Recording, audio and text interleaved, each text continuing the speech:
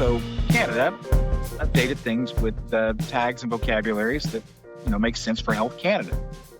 So as such, you can think of a structured product monograph, or SPM, as a way to help the computer make sense of text and a way to get everyone using the same vocabulary, measurements, etc., when submitting things not to the FDA, but to Health Canada. By the way, don't expect it to stop here. Other XML labeling standards are in the works in other parts of the world. Now, we've had a couple of questions about some of those, and we are going to hit on some of those in a little bit. But Howard, let's let you hit the second half of this question, which is just kind of at a high level. What have you found to be the biggest differences between the SPL and the SPM? The biggest difference is in the writing. Obviously, the format itself, what you have to write in a monograph, is different from a package insert.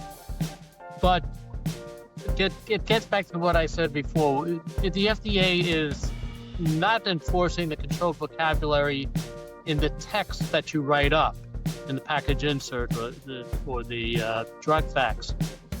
But Health Canada is requiring that you use the proper terminology in the course of writing the monograph. One of our clients, Health Canada also has the additional issue of you've got to do it in French and in English, so they have to have controlled vocabulary in French and controlled vocabulary in English.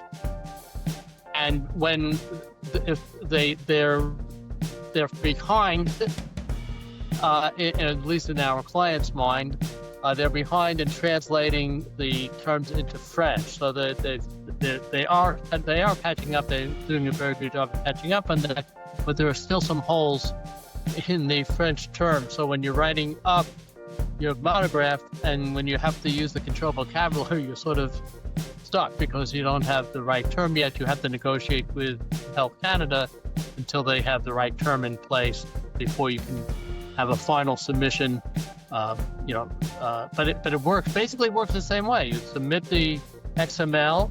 Just like when you go for an approval submission in the United States, you submit your package insert with the SPL, and you do. It's not mandatory yet, but Health Canada would like you to submit XML along with your product monograph, and they will validate it for you.